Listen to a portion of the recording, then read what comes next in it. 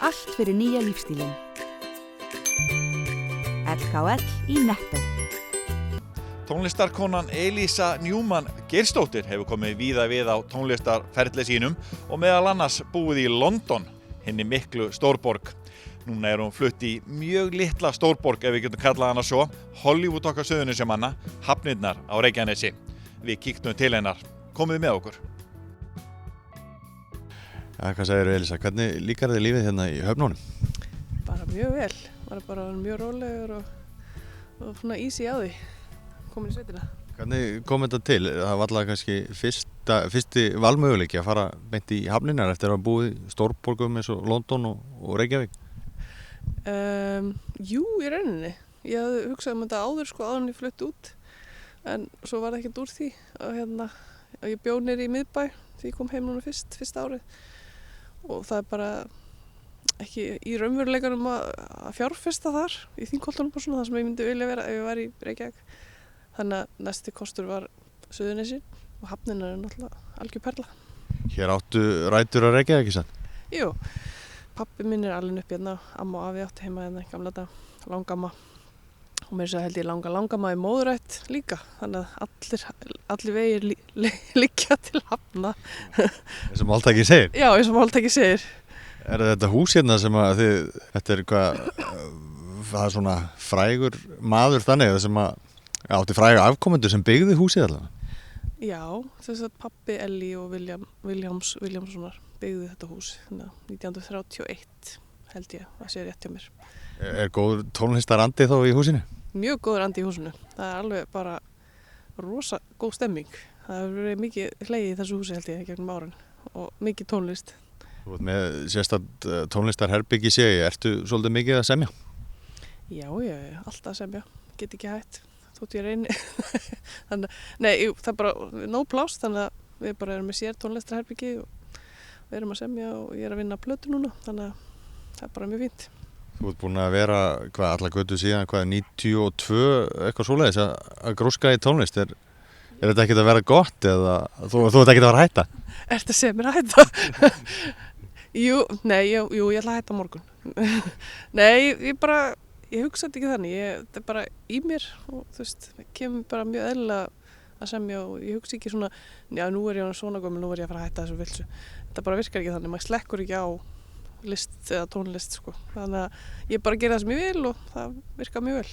Bara sköpuna þörfin og þú verður svona að láta hana brjóta það fram? Já, það er bara rosa fín leið til þess að tjá sig og halda geðheilsu og vera glaður.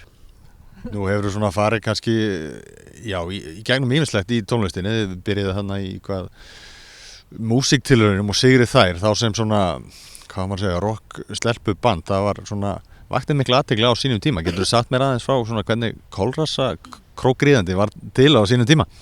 Vá, nú þurf ég að fara að grafa langt.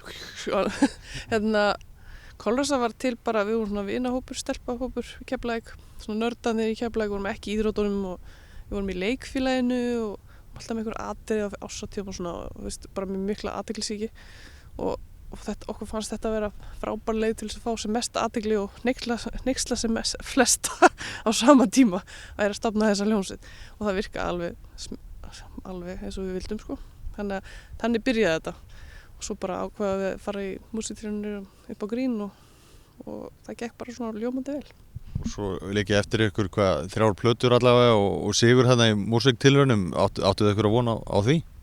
Við áttum enga vona á því að vinna, en ekki þau fórum inn en eftir fyrsta kvöldi þá fann ég svona rosalega mikið meðbyr, eitthvað sem ég hafði aldrei upplifað áður og þá vissi ég inn í mér að við ættum góðan séns, en hinnar trúði ég ekki, alveg bara þannig að hún búið að kalla upp nafnið okkar, þá var bara nei þannig að já, og svo bara svo náttúrulega gerðum við margt, 3 plötur sem Kolrasa, 2 sem Bellatrix og fórum og fluttum út og gerðum allt. Það voru einhverjir draumar í gangi, var það uppalveg hugsunum með að flytja út og verða að Bellatrix? Já, það var alltaf draumur, fyrsta draumurinn að fara til Reykjavíkur og spila tónleika, svo gerðum við það og þá var draumurinn að fá að gefa út plötu hjá Smekkleysu, þá fengum við að gera það og þá var svona að fara einu sinni til London og svo gerðum við það, þannig að það stækkar alltaf svo bara þú búin að fara þangað, já, hvernig væri að fara út og vera í London og svo gerðum við það og fá samning þar og svona, þannig að í rauninni var þetta ekkert masterplan, þetta bara svona rúllaði áfram snjóboltinn og svo bara fylgdu við. Nú get ég ekki sleppt því að minnast á Eyjafjallajökullinn sem að var svona þínar 15 mínútur ef ég geti sagt þess svo. Hvernig kom það allt saman til? Það var bara annað svona atriði þar sem að var ekkert planað. Eins og flest allt sem gerist í mínu lífi, það dettur þetta svona inn. Ég var bara í skólanum og fekk símtal frá, hvað heit það Al Jazeera stöðinni og þeir spurðu hvort ég vildi koma og hjálpa þeim að segja Eyjafjallajökull í útsendingu þegar þetta var að byrja eldgosi og ég segi bara já, eitthvað, þú veist, þeir falla að senda bíl þar sem ég fengi að fara og keyra allan London með einhvern bílstjóri og bara já, ok, frábært, úr skólanum í það hljóma vel og þau spurðu hvort ég vildi semja lag og ég sagði ok, gerði það á 5 mínútum í bílnum og flutti það svo bara í beinni útsendingu.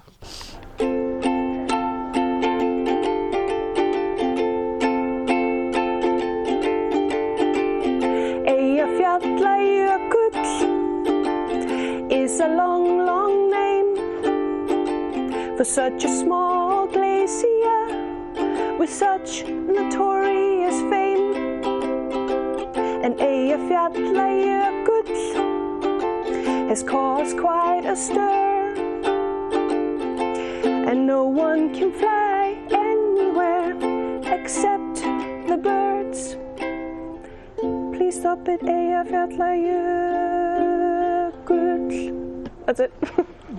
Það rauninni það sem gerist, svo bara byrjaði það bara vatt upp á sig út af því ég fæ bara símhringingu, þú veist, viku seinna að það sé orðið vinsælasta fréttin á stöðinni ever og þú veist, fólk fara að spotta mig í lestin í London sem gerist aldrei, það bara crazy people og ég var bara eitthvað, ok og þannig og svo bara var það komið út allt New York Times og bara öll blöðin og allt og voða fyndið, þú veist, í viku. Var fólk byrjað að koma upp að þér og reyna að bera orðið fram?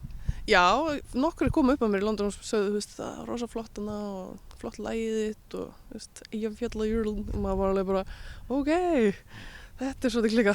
Þannig að þetta var bara mjög skemmtilegt og lagið, þú veist, hefur lifað góðu lífi þannig að það er bara æðislega fínt fyrir mig. En svona, já, þessi sólóferill sem við rættum aðeins hérna áðan, hvað eru líka margar plötur á baki svona þar sem þú einn sem Elísa Númann hefur verið að semja og flytja? 3 sólóplötur hingað til, 4. er núna bara að kokast. Ég er búin að gefa út 1 lag núna fyrir mánuði síðan sem heitir Flöskuskeyti. Það er svona byrjunin á því og svo stefni ég á 4. plötuna núna bara eftir jól. Ég ætla ekki að reyna að koma mér í jóla villisuna.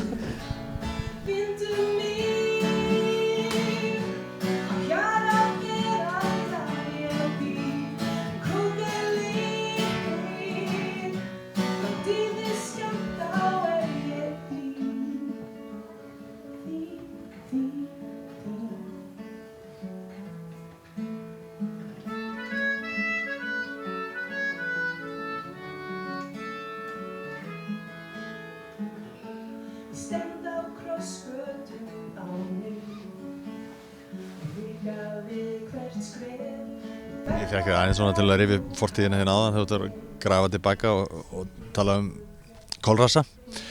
Hvernig fannst þér svona tónlistarlífið hérna í Keflavík þegar þú ert að alast upp? Var þetta svolítið lifandi og skemmtilegt á þeim tíma? Já, ég meina náttúrulega rosa miklu áhrifavaldar fyrir okkur voru hérna Pandora sem verður svo Deep Jimmy and the Sapkreeps og við litum rosa upp til þeirra og á mörgur leiti ákvæmst um það hljómsveit til þess að geta verið cool eins og þeir eða eitthvað, þú veist. Það var náttúrulega 14 eða eitthvað bara, já. Þannig að, já, við vorum mikið að fylgjast með þeim og Texas Jesus sem var líka hljómsveit á sínum tíma sem var okkur mjög skemmtilega. Og svo var náttúrulega Musterið sem var hérna æfingarhúsnið á Hafnargötunni sem brann svo niður.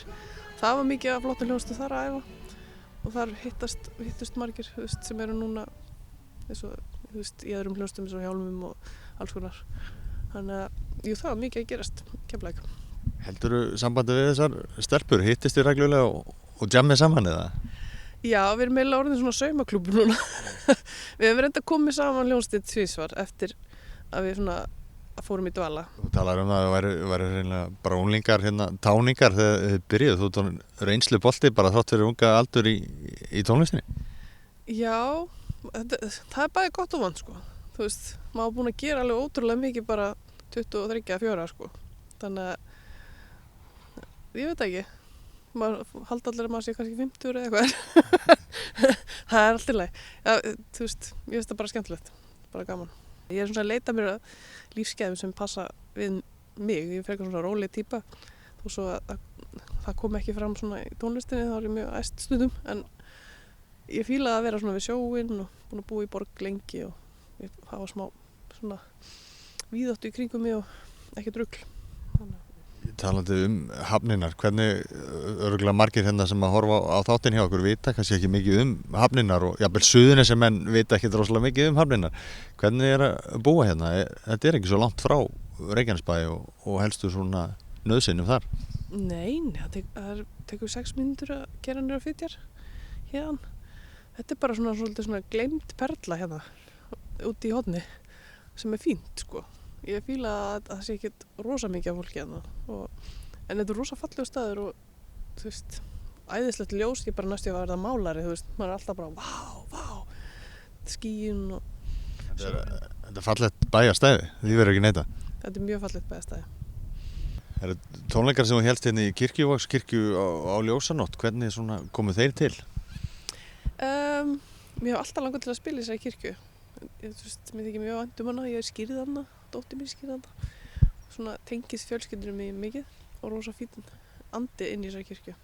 Þannig að mér fannst bara ef ég er komin inn í Hafnir, akkur ekki bara slá upp í partí í Hollywood og hérna vera með tónleika hana. Og já, það var svona hugmyndin og ég hafði samband við Ljósanótt nefndina eða eitthvað og þeim fannst það rosa góð hugmynd og setti þetta inn á programmið. Gleymist kannski stundum að Hafninar hluti af Reykjanesbæ og þar ekki viðburðir vanalega á Ljósanótt? Nei, en það ætti að vera. Það ætti að vera með menningargöngur hérna og tónleika og kökubass. Nei, alveg róleg. Næsta ári. En það er gríðarleg saga hérna. Það er ýmislegt sem að fólk getur sótt hérna og fræðst Hafnina. Algjörlega. Þetta var aðalstaðurinn í gamla daga, sko. Það bara, fólk veit ekki að því, þetta þorp var alveg 10 sinnum stærra, þetta var einn stærsta verstöð landsins. Þannig að það eru margar sögur hér sem bíða eftir að fá að heyrast aftur með hestunum í bakgrunni. Gaman að sjá svona mikið fólki í hefnunum. Hollywood, nær.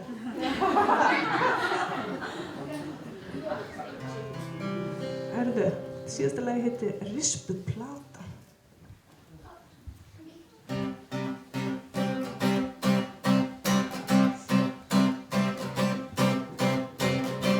Svo óralöng er þessi bíð eftir þér en tíminn bíður ekki lengur eftir og dagarnir líða þeir renna áfram hjartað velur sér annan veg eins og rispuð plata ég endurtek minn söng.